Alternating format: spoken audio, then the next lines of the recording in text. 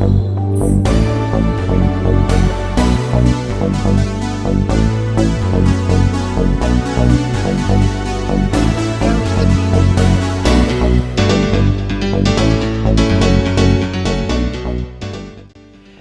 how's it going, everybody? Good morning. Welcome back to the channel. First off, let me say this. You're going to hear some noise going on, and that's just because today is my youngest son's 5th birthday. So he's enjoying himself right now. He's playing some Mario Kart. He's having fun. And, in the midst of all this, I wanted to drop this video today. So we're going to get into it. So don't mind him. You're going to hear him. He's a happy boy. He's loving life right now. But I just want to say to my son, a very happy 5th birthday, and I love you. But, alright, let's go into it. So, how well has the Pixel 3a aged since May of last year? Now, if you guys have been living under a rock and you didn't know that this phone existed, let me just kind of give you an explanation. So, the Pixel 3a is a device that Google threw a curveball. So when the Nexus line pretty much went to an end, the Nexus program ended with Google, and they wanted to kind of like build their own hardware and put it out there with stock Android and pretty much do it themselves. So you can kind of say like the Nexus program was like Google doing their homework. And then them, trying to graduate is bringing out the Pixel devices, which, some people will say that the Pixel devices are super buggy and people don't like them. And that's a given. It is with every manufacturer. There's people that like Samsung and don't like Samsung, and you guys get the point. But, so the Pixel 1 came out, very first Pixel device from Google, then the 2 came out, and then the 3 came. So it pretty much just made it like as if like all Google was going to release was flagship standard devices. And then the curveball got thrown in when leaks came out talking about that there was going to be a budget option for the Pixel, which was a great solid move that Google did.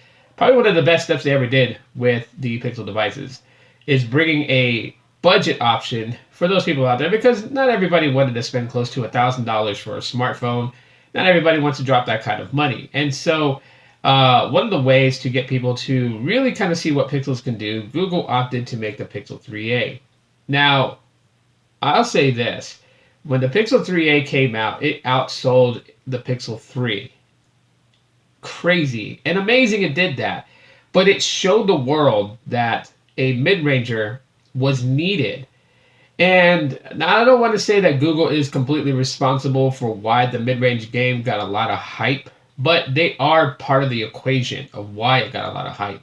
But since then, other companies have followed in step when it comes to this. So you have a lot of companies trying to pump out like a decent mid-ranger. Apple went back to the drawing board and said, hey, it's been a long time since we released this special edition iPhone. So another iPhone SE came out. And, then, OnePlus dipping back into its territory, even though OnePlus said that, as they kept releasing devices, that eventually it was going to get into flagship territory.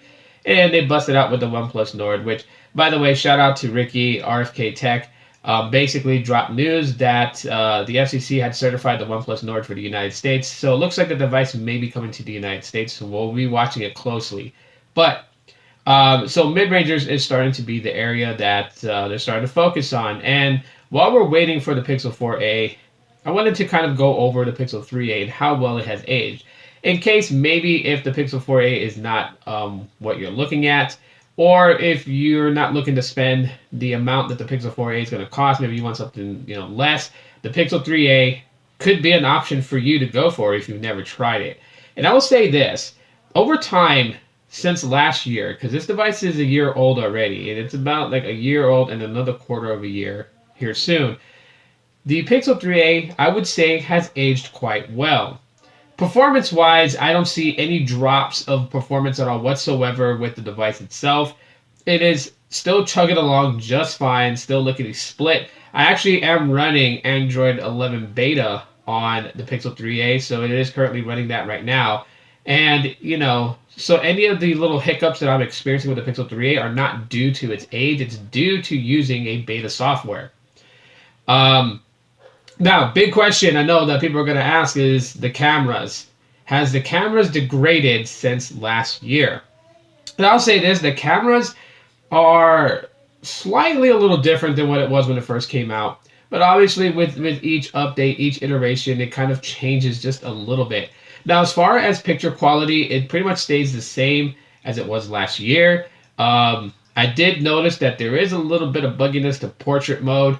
Because actually last year when I was testing out this phone and taking pictures and I was making picture videos about pictures taken from the Pixel 3a, the portrait came out pretty solid. But nowadays I am noticing that with portrait mode, sometimes it gets a little confused as to the subject itself that it needs to focus on, and then the background that it needs to add that bokeh effect and blur out to kind of bring a depth and feel and focus on subject. And that can be fixed over software update. But obviously, at this point right now, too, like I said, I'm running Android 11 beta, so that could be something that has to deal with that. That could be ironed out in the future once the full-fledged operating system of Android 11 rolls out. Which, by the way, on a side note, I do miss the dessert names that Android used to have, but that's just me. I'm making a video talking about that later on this week, so hopefully you guys will tune into that video. As far as the body of this device, because it is polycarbonate built, that's just the fancy word of saying it's plastic.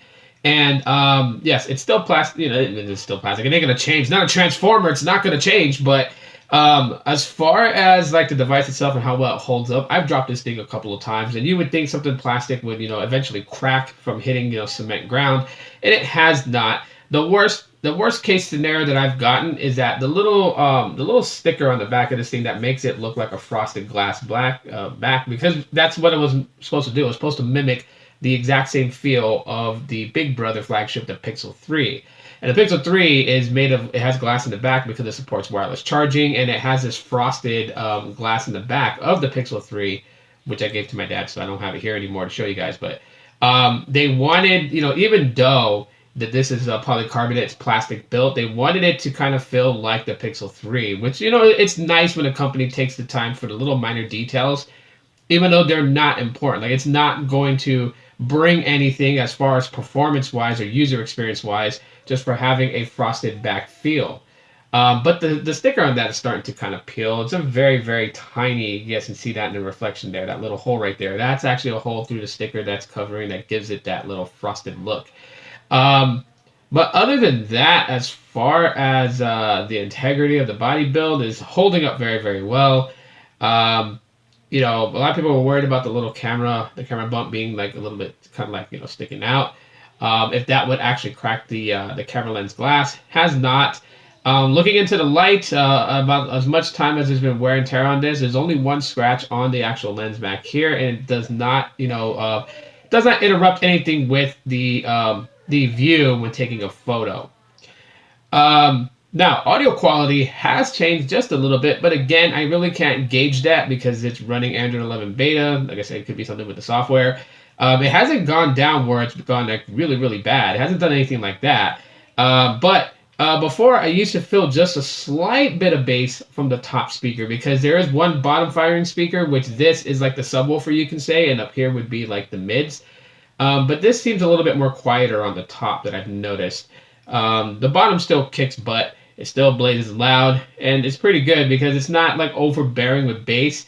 Like with the Pixel 3, I would say that was one of the things that was like kind of like, you know, odd about it. Is it had very good audio drivers, and the speakers in them were really good. I mean, you can feel the bass from the back of it when you were watching a video or listening to music.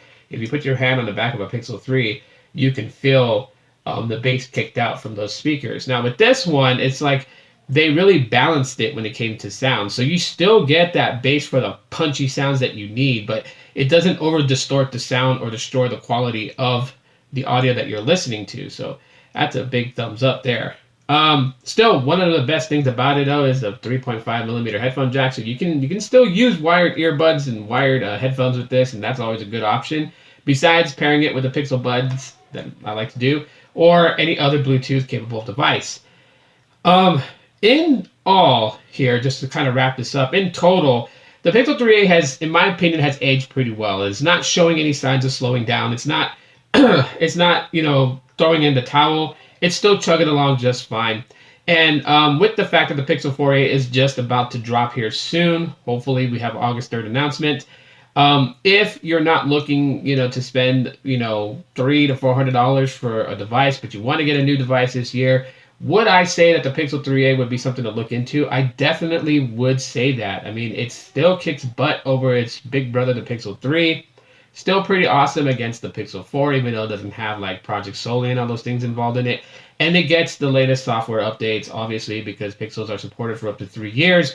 And Pixel Drop, which means that they do make quirks, like little quirky tinkering with the AI, which then makes the device perform much better with such things like crash detection and, with your photo shots, even though it doesn't have the dedicated AI processing chip for image processing, it still processes photos pretty fast too when you do take your photos. So, but that's pretty much it for this video, guys. Let me know what you guys think. If you guys enjoyed the video, smash the like button. If you guys didn't, thumbs down, it's okay. Still circulates the video. If you have any questions about the Pixel 3a, ask them in the comment section below. It does activate on Verizon, AT&T, T-Mobile, and Sprint.